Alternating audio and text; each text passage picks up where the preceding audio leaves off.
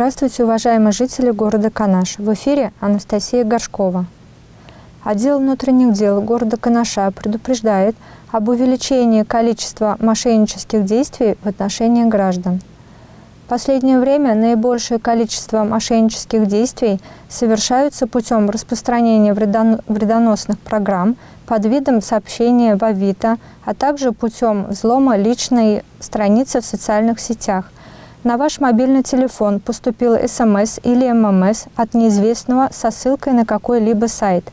Не приходите по такой ссылке. В противном случае вы можете получить на мобильный телефон вредоносную программу или оформить подписку на платные услуги. В случаях, когда в социальных сетях, таких как ВКонтакте, Одноклассники и тому подобное, вам поступают письменные сообщения от ваших близких, знакомых с просьбами перечислить в долг деньги или предоставить реквизиты ваших банковских карт, ни в коем случае не совершайте данные операции, так как в большинстве случаев личные страницы близких и знакомых могут быть взломаны неизвестными лицами. В связи с этим перезвоните пользователям данных страниц и убедитесь в том, что сообщения поступают именно от них. Мобильные мошенники придумывают все более изощренные схемы, с помощью которых с вашего счета списывается внушительная сумма. Не открывайте дверь незнакомцам, даже если они представляются сотрудниками социальных служб, жилищно-коммунального хозяйства, которые под любым предлогом просят у вас деньги. Помните, ваша безопасность зависит и от вас самих. Сохраняйте здравый смысл в любой ситуации. Развивайте интуицию, которая поможет уберечь вас от мошенничества и других неприятных ситуаций. Президентом Российской Федерации Владимиром Путиным подписан федеральный закон о внесении изменений в статью 116 Уголовного кодекса Российской Федерации. 7 февраля 2017 года вступил в силу федеральный закон, исключающий уголовную ответственность за нанесение побоев или совершение иных насильственных действий, причинивших боль, но не повлекших за собой причинение вреда здоровью в отношении близких лиц.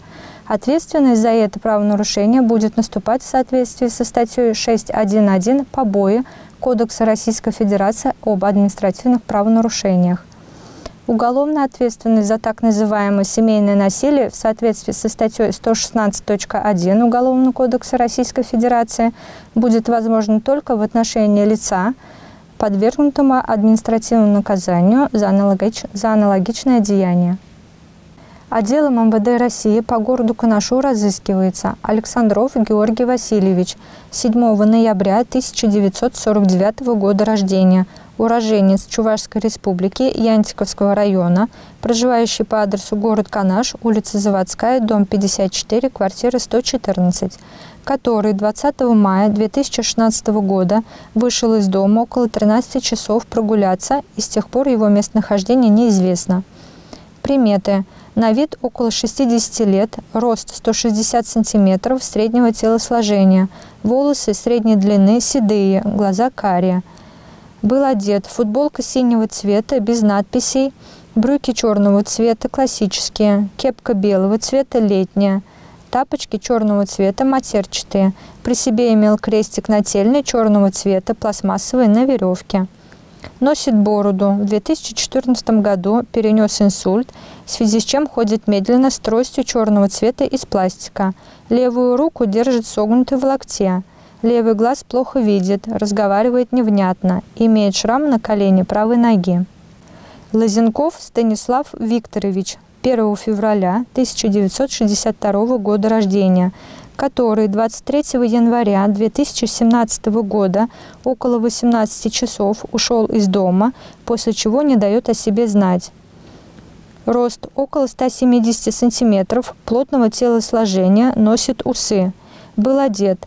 Куртка темно-синего цвета с капюшоном без меха, трико спортивное темно-синего цвета, ботинки серого цвета на шнурках, подошва желтого цвета, шапка вязаная черного цвета спортивная.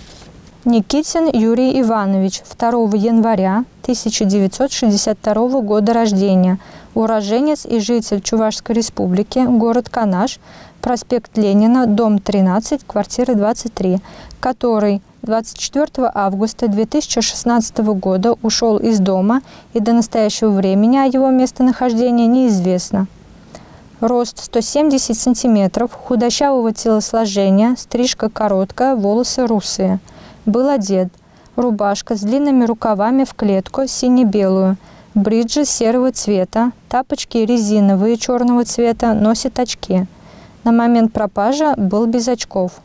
Всем, кому известно о местонахождении либо обстоятельствах исчезновения, просим сообщить в дежурную часть отдела МВД России по городу Канашу по телефонам 02 2 38 19. Отдел МВД России по городу Канашу информирует о начале отбора кандидатов на очное обучение в образовательное учреждение МВД России в 2017 году. Подготовка квалифицированных кадров осуществляется в образовательных учреждениях МВД России за пределами Чувашской республики. В Нижнем Новгороде, Казани, Воронеже и Санкт-Петербурге готовят специалистов для службы в органах внутренних дел по специальностям: правоохранительная деятельность, специальные радиотехнические средства, судебная экспертиза. За справками просим обращаться в группу по работе с личным составом отдела внутренних дел по городу Канашу по телефону 367 28. На этом наш выпуск завершен. С вами была Анастасия Горшкова.